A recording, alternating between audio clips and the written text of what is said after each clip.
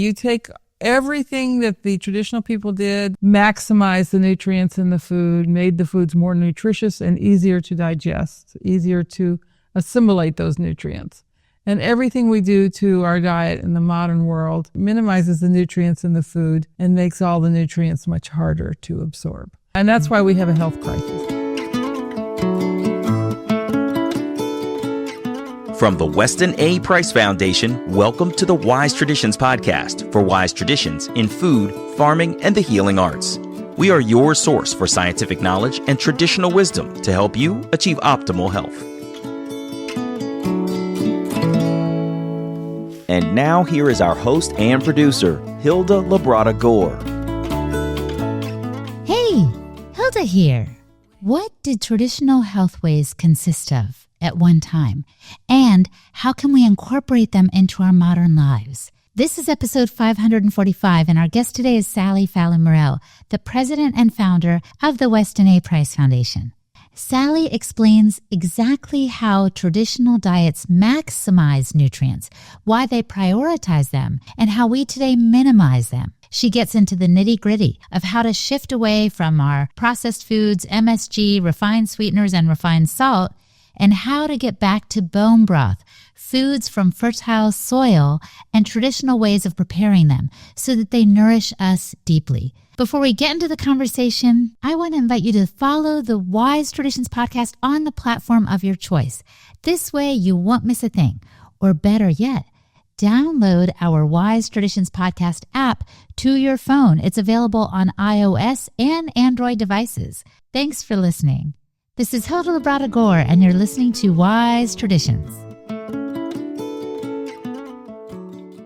Welcome to Wise Traditions, Sally. Oh, thanks, Hilda. It's always great to be back. So the crux of the work of the Weston A. Price Foundation is nutrient density. Help me understand that term. Okay. So people ask, what's the commonality in all these different diets of healthy people all around the world? And they were all different. The diet in the South Seas is not going to be the same as the diet in Alaska. But the commonality was nutrient density. So they were very high in minerals and very high in the B vitamins, vitamin C, but especially high in the fat-soluble activators, vitamins A, D, and K. And Dr. Price discovered this not just because he traveled the world, but because he sent samples of the diets back to his lab in Ohio. In Cleveland, and had them analyzed for vitamins and minerals. And so the traditional diets were much higher in the fat-soluble activators and in the minerals than the diets of the people in the United States at that time. At that time. And I think the discrepancy would be even greater today.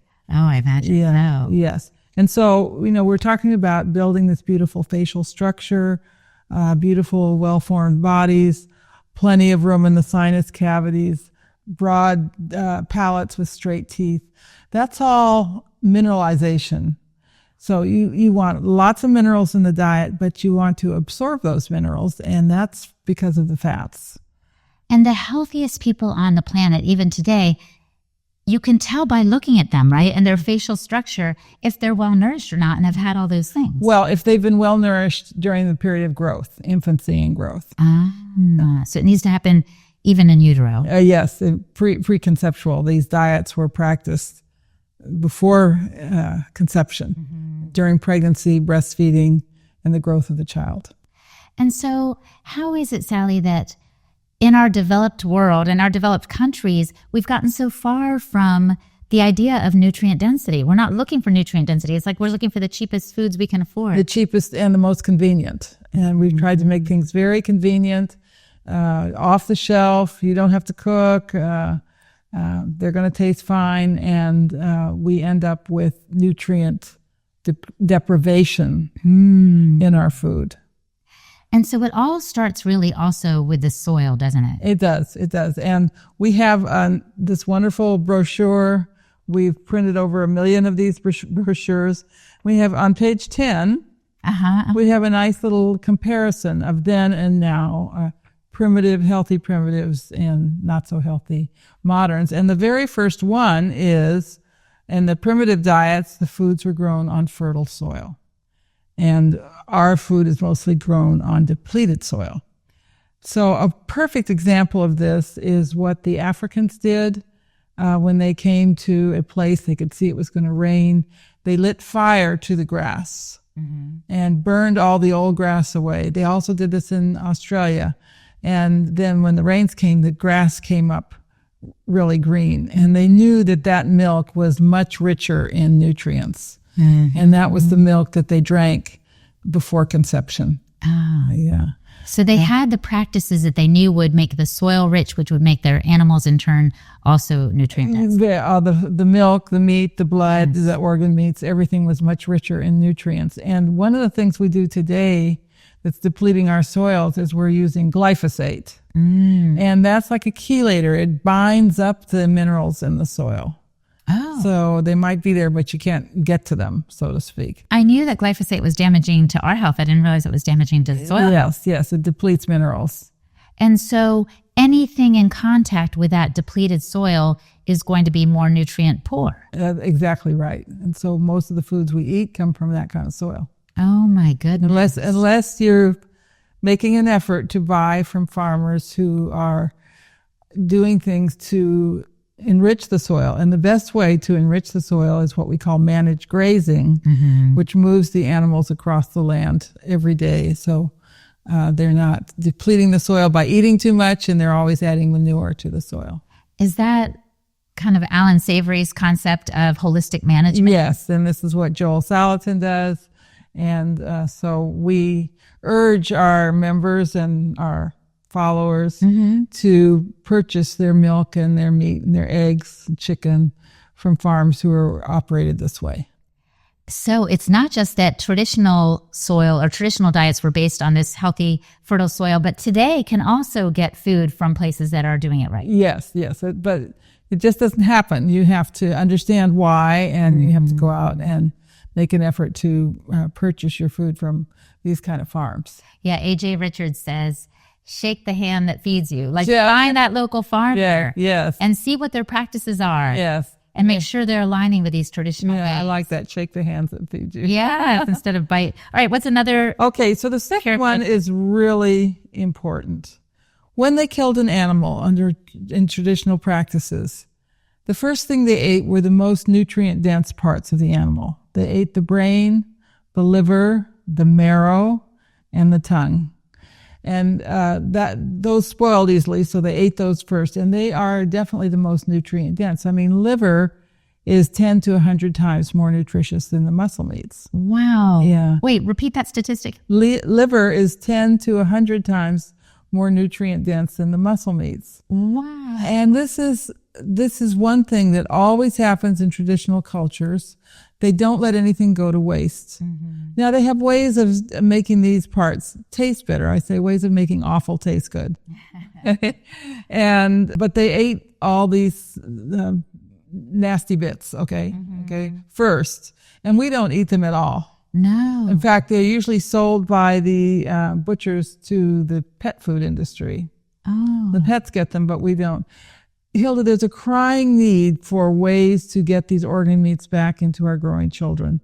And I think we need what I call a super hot dog, where we're putting the liver and the heart and the kidneys and so forth back into the hot dog. And I've tasted hot dogs made this way, and you would know the difference. They're delicious. Wow. It's much easier to get these organ meats in Europe because people still eat these kinds of sausage.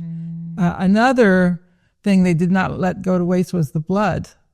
And the blood has all the vitamins and minerals in it. So we need blood sausage, blood pudding, the kind of foods that our European ancestors grew up with. Right. And some people are still eating these today, but in the U.S., we're so far removed from these. It is. You can't even buy blood sausage. And if you say awful, people don't know what you're talking about. And it actually, I think Janine Farzan told me that the term comes from off bits, like they were the off bits, off cuts. Yes, just like scrapple is the scraps. Yeah. And by the way, that is one thing that you can get that has all the organ meats in it, and it's delicious. And it's a kind of a cultural food in the mid-Atlantic, and then scrapple. You read the label on it, it has liver in it, okay, and other bits, byproducts. And that's a very good way to easily get your organ meats We just have scrapple for breakfast. So traditional diets are characterized by eating nose to tail and all of these nutrient-dense bits. What are modern diets characterized by, in contrast? Well, in contrast, the modern diets, if you're even eating meat, and a lot of people think they shouldn't eat meat, but meat is a very good food. It's usually the skinless chicken breast or the lean meat. The fats are very important and have lots of nutrients in them, so you need those parts. So if you're eating a steak, eat steak with the fat. If you're eating a chicken, use a pastured chicken with all the skin on it. Yeah, that's the good part. That's the good part. I love the skin. All right. Again, contrasting the traditional diet with the modern diet. What's next on the list? Well, the next is, and this is this huge change that's come about in the last 100 years, and that is the abandonment of animal fats and the use of industrial seed oils. The industrial seed oils have no nourishment for us. They have no vitamins. They're harmful to our bodies. They're not giving us what we need. The animal fats, especially if they're from grass-fed animals, contain the A, D, and K, which were so high in the traditional diets that Dr. Price studied. So we need to get our animals back on pasture, and we need to eat the fats and the organ meats because they contain A, D, and K as well. So I guess it was like the low-fat push in the 70s that got us on this trajectory of adopting more seed oils as if those were heart healthy. Yes, and that was, of course, complete propaganda. I think a lot of people are realizing this now. But meanwhile, we've pretty much been starving. And when that happens, when you're not getting the nutrients you need, each generation gets weaker. We know this from the Pottinger cat experiments. The first generation shows what I would call adrenal problems, allergies, asthma, rashes, that kind of thing. The second generation shows chronic disease, heart disease, cancer, so forth. In the third generation of these cats, the personalities of the animals changed, and the females became very aggressive and the males became docile. Whoa. Does that sound familiar? It does. And fourth generation, there was no fourth generation. They did not breed. So we are on our third generation today of using vegetable oils instead of animal fats. And what do we have? Widespread infertility. The birth rate is plunging.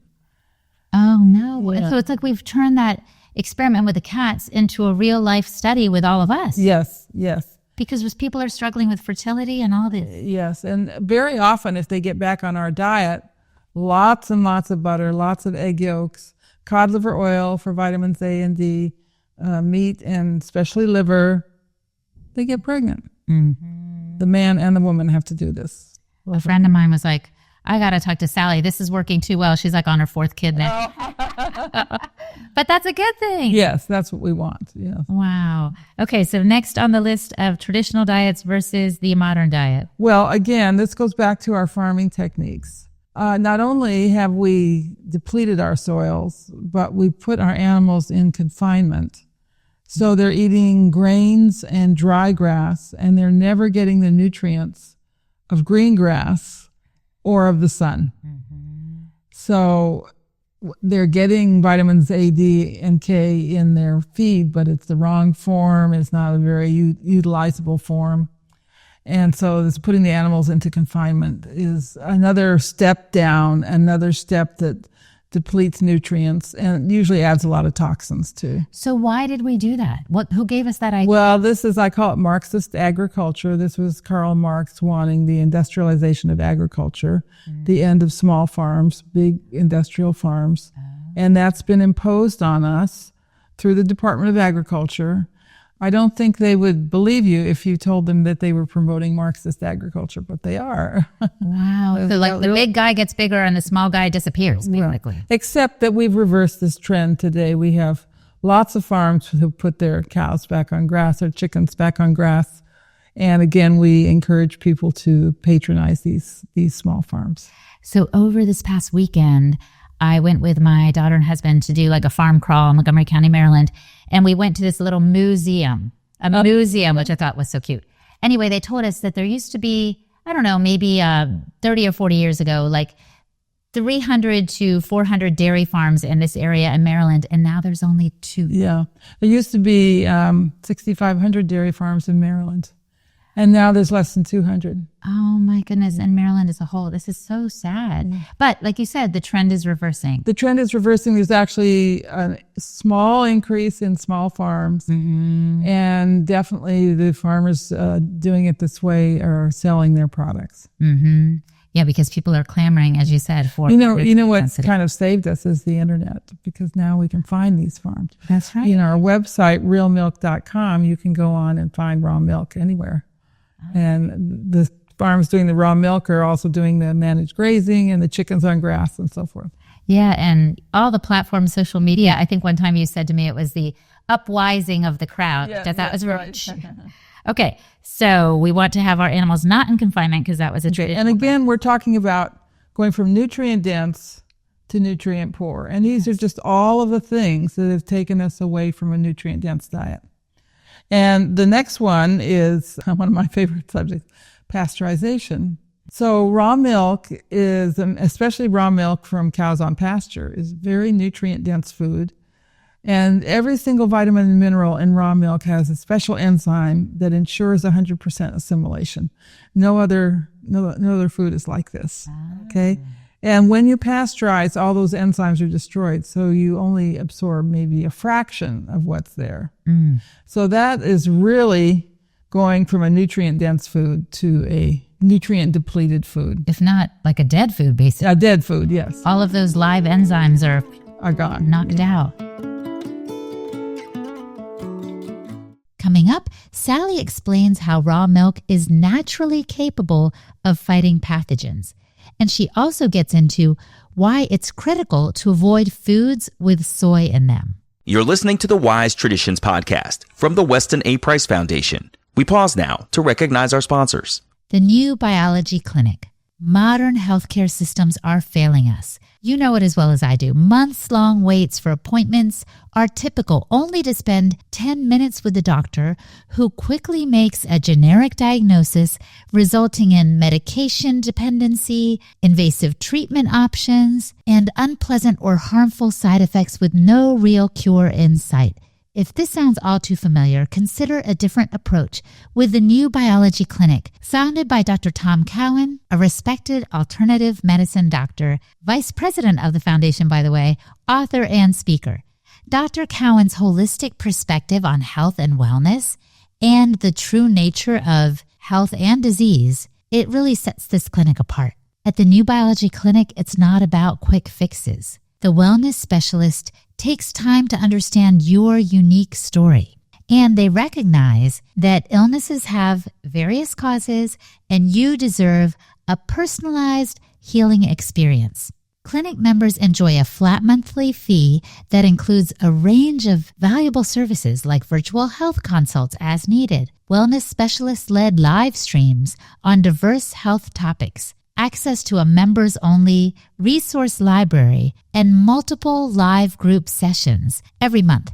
And these sessions cover topics like fitness, breathing integration, biofield tuning, guided meditation, EFT tapping, and more. Plus, there are membership options for individuals, small and large families, pet health, and enrichment only, and even one-time health consults without a membership plan needed.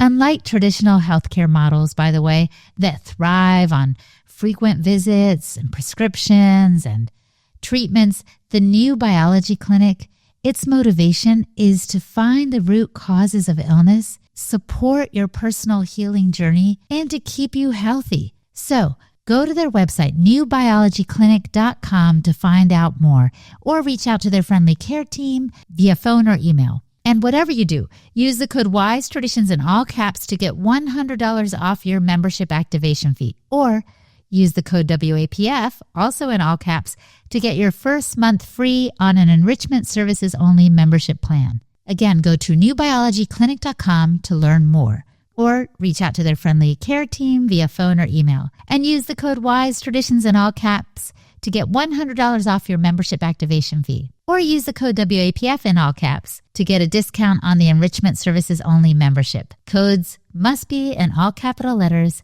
And remember, your journey to genuine healing begins here. And Optimal Carnivore, Organ meats are some of the most nutrient-dense foods on the planet. But the guys over at Optimal Carnivore were like, wait, we need to make this hassle-free and simpler for people. These organ meats are so beneficial, but they're difficult to source, and it's also sometimes tricky to prepare them well, right? So they started sourcing 100% grass-fed organ meats from New Zealand, freeze-drying the organs, and encapsulating them into convenient bovine gelatin capsules. The products are 100% grass-fed and grass-finished and free of hormones, pesticides, antibiotics, and GMOs. And since our ancestors would have eaten the whole animal, Optimal Carnivore created a unique blend of 9 different organs in their grass-fed organ complex. It's a powerful nose-to-tail solution. It's a combination of beef liver, brain, thymus, heart, spleen, pancreas, lung, and gallbladder. These products are great whether you're traveling, on the go, or looking for a way to acquire a taste for organ meats. And they give you access to the most nutrient-dense foods on the planet. Plus, Optimal Carnivore plants 1 tree for every product sold, which helps the environment. So, go to Amazon.com/optimalcarnivore and place your order today, either for the grass-fed organ complex, they've got a brain Nourish product, they've got a wide range of products. And make sure to use the code Weston10 to save 10% on all purchases. Again, that's Amazon.com/optimalcarnivore and the code Weston10. This is Hilda Labrada Gore, and you're listening to Wise Traditions. At this museum, they were kind of making it sound like a good thing to avoid TB or all these health issues. This is why pasteurization came about. This is what they said at the museum. Mm-hmm. What would you say to someone who's like, well, that was needed to get rid of the pathogens? I wouldn't even say that. I would say that raw milk has components that kill pathogens, and it's a very safe food. And as long as it's produced under conditions of fair cleanliness, and the cows are outside on pasture and not cooped up in barns. Right. And they're talking about the decline in dairy farms. That's why. Because when they get into that pasteurization model, they don't get enough for their milk to pay for their expenses. And that's why they've gone out of business. So you can say, well, pasteurization is a great thing, but it's also destroyed the dairy industry. Mm-hmm. Mm-hmm. And as you've pointed out to me as well, when people were concerned about TB or tuberculosis, saying that people were getting sick because of the animals, the raw milk that they were drinking from these animals were not in clean, sanitized conditions. Well, that's not the point. It's a false theory. What they call bovine TB is a completely different sickness than human TB. And there's no passage from one to the other. No. But that was the reason given for pasteurization. Oh, yeah. So today they say it's bird flu or salmonella or whatever. They keep it up. They keep up the propaganda. It's so sad. Okay. Apparently our ancestors knew what to do with grains and legumes. Okay. So grains and legumes can be very nutritious foods, but they can be very non-nutritious if they're not prepared correctly. If you just eat whole grains without preparing them correctly, you have a lot of mineral blockers and even protein blockers, and parts of them are indigestible. And traditional cultures always had very special preparation techniques for grains that involve soaking, sprouting, fermenting, making sourdough bread. And this is a long process that broke down all these anti-nutrients and released the minerals, made them easier to absorb, and actually increased the vitamins in the grains. So you can make grains into a very nutritious food, or you can eat grains in a way that harms that blocks the nutrition. And some grains are really like negative nutrition. Granola, muesli that hasn't been cooked, breakfast cereals that have been extruded. These are like negative nutrition because they're so bad for you. Because not only can you not absorb what nutrients are in there, there's stuff in there that's harmful for your digestion. Yes, especially to the bacteria in your gut. Oh my gosh, fascinating. And how many people take hikes and grab a granola bar or think, oh, this is a healthy breakfast, I'll have a little muesli. So hard to digest. Grains need to be soaked, and then they need to be really cooked cooked well. They need to be soft. This is a lost art. Yeah, it's a lost art, although it's coming back. But it's just one other factor that reduces the nutrient density of our food and makes these grains sort of like hollow foods. Wow. Very, very fascinating. Okay, what's the next contrast? Okay, so soy foods were used in some cultures in very small amounts and fermented for up to 3 years. Yeah, so soy foods are extremely hard to digest, and they recognize this. They use soy foods mainly for flavorings like soy sauce and miso. Today, soy foods are industrially processed. It doesn't get rid of the anti-nutrients, and they're consumed in large amounts. And these foods are really harmful. Harmful to the pancreas, harmful to digestion, harmful to the thyroid gland. And even if you don't think you eat soy foods or soybean, I was at an airport the other day and looking at the packages thinking, I'm hungry, what can I find? A lot of like different bars and things had soy lecithin in there. Yes, even so it's an ingredient in all these different. That will fry your thyroid gland. Oh no! Another characteristic is interesting, Hilda. We find this all over the world. People made broth with the bones, and that broth was very nutritious. It was like melted collagen. It fed your own collagen. Supports digestion. Broth supports good mood. And today in processed food, they get that taste with MSG and artificial flavorings, which is a true negative. MSG is an additive that makes things taste like meat, but it's actually very harmful to the hypothalamus, which is the master gland. The master gland is the seat of impulse control. It tells us when to make certain hormones. The hypothalamus is what produces oxytocin, the cuddle hormone that makes us feel affectionate to our children and our neighbors and so forth. And that's kind of wiped out. If you're eating a diet with a lot of processed food, you're going to be getting a lot of MSG, and it is extremely harmful. Oh. Whereas if you were using real broth, you'd be getting all the nutrients in the broth. And just to be clear, the little bouillon cubes, that's not the broth you're talking about. No, that's MSG. That's pure MSG. Oh my goodness. Yeah. And then there's broth in cartons now, I think, in the grocery store, but that still doesn't compare with the... No, and it's very thin, and when you put it in the fridge, it doesn't gel. So you want broth that you've cooked a long time and it gels when you chill it down, and that means there's a lot of collagen in there, and that's what you want. Yes, and I'm pretty sure Sarah Pope has done some videos that are on our website on how to make broth and also on the YouTube channel. Oh, good. Yes, I'm hoping people can find that for tips on that. All right, and now sweeteners. Now, we're not purists here. Many cultures had sweeteners. The American Indians had maple syrup, maple sugar. They've traded that maple sugar all over the continent. Many cultures had honey, and a lot of calories in their diet came from honey. In the tropics, you had coconut sugar. And so there were sweeteners in these diets, but they were whole sweeteners with all of the minerals in them. Sweet foods tend to be high in minerals. Like, interesting. Maple syrup is very high in minerals. And coconut has magnesium, right? Yeah. Okay. So today we have sweeteners where all of those minerals are taken out. That's what it means to be refined. So it's not like we're saying, oh, you can't ever have a sweetener in your diet. We have a sweet taste in our mouth. Yes. Has to be satisfied.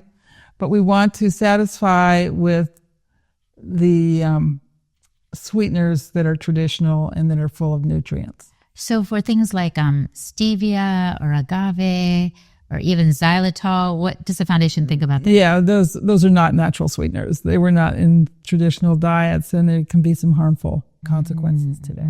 So we got to pay attention, go back to the traditional sweetened things. Okay, so every traditional culture without exception did fermentation. And especially they fermented vegetables, like to make sauerkraut. The fermentation process, and they fermented meat too. So the fermentation process increases the nutrients, but it also puts all those wonderful bacteria in there.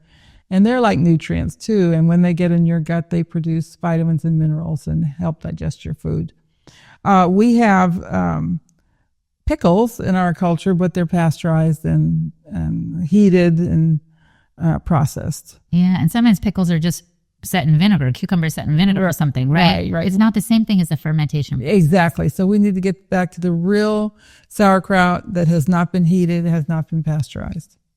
And that's going to really, I've heard that it's rich in probiotics, right? And live enzymes, just like the raw milk, things that actually help our digestive system as opposed to hindering it. Right.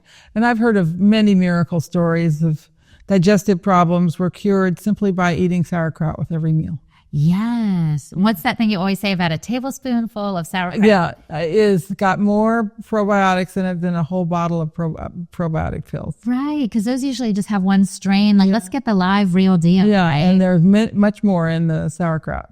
Fabulous. Good word. Okay. So beverages, soft drinks are a scourge.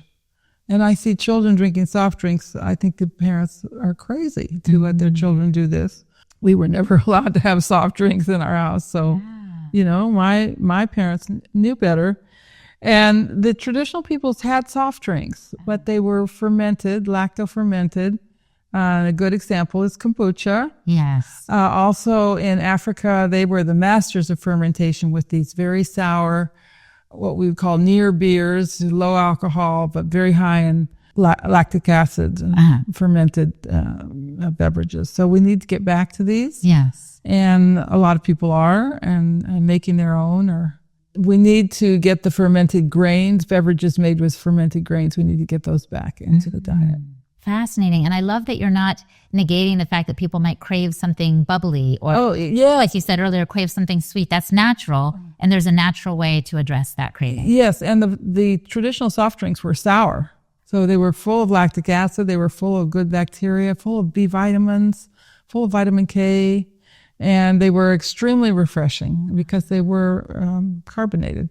And these vitamins that you're talking about, Sally, are good inside and out. I guess I'm thinking about how some people put on vitamin K topically on their skin to make it smooth. Well, what if you were ingesting it? Like, how much better would you look glowing from the inside out? Yes, exactly.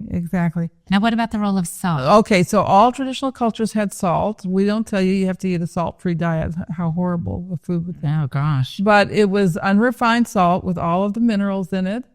And what have we done with our salt today? We've ruined it, just like we've ruined our sugar and, our soft drinks. And so the salt today is refined and has aluminum added to keep it from caking.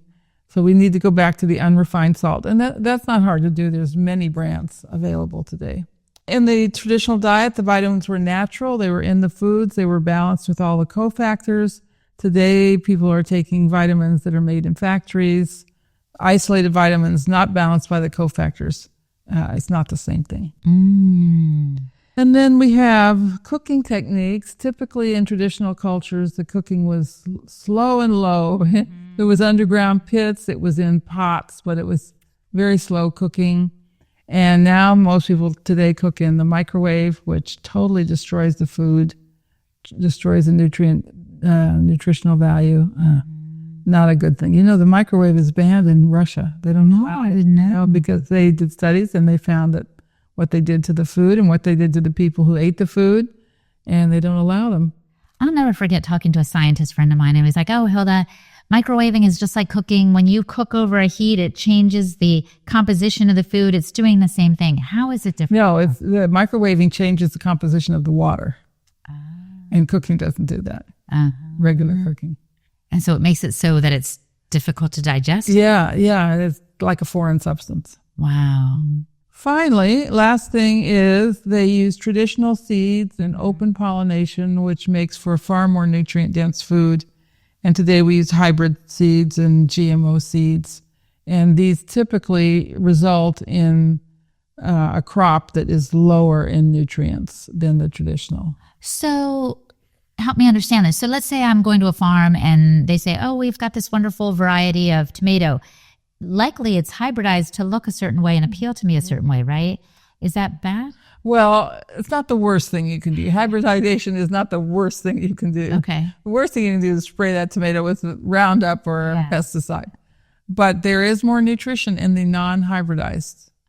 So you can get, I have a garden, I grow vegetables, and you can get organic non-hybrid seeds for Any type of vegetable. Oh, so you can plant your own. You can plant your own. Level it up. You don't just go to the farmer's market. Don't just meet the farmer. You can be the gardener. Well, that brings food. It's not for everybody. Gardening's hard work. But anyway, you take everything that the traditional people did. Yes. Maximize the nutrients in the food, made the foods more nutritious and easier to digest, easier to assimilate those nutrients. And everything we do to our diet in the modern world minimizes the nutrients in the food and makes all the nutrients much harder to absorb. And that's why we have a health crisis. That's the reason we have a health crisis. Right. We are, instead of maximizing the nutrients, we're minimizing them. Yes. Well, this little pamphlet, The Timeless Principles of Healthy Traditional Diets, you can get just by going to the westinaprice.org website and click on free info pack. We'll mail this to you so you can find that chart and other valuable information. And now I want to ask you, Sally, the question I love to pose at the end. If the listener could just do one thing to improve their health, what would you recommend that they do? I would probably recommend that they drink raw milk. It's such a nutritious food. It's a healing food. It heals the gut. It prevents asthma, allergies, earaches. It tastes delicious. And you don't have to do anything to it. You just drink it. And you're replacing a food that is really hard to digest and highly allergenic. So that would be the very first thing I would do. I love it. Drink raw milk. Thank you, Sally. Thanks, Hilda. Thanks for having me. Been a pleasure. Our guest today was Sally Fallon Morell. You can visit her website, nourishingtraditions.com, to learn more. And I am Hilda Labrada-Gore, the host and producer of this podcast on behalf of the Weston A. Price Foundation. You can find me at holistichilda.com. And for the transcript for this week's episode, visit our website, westonaprice.org, and click on the podcast page.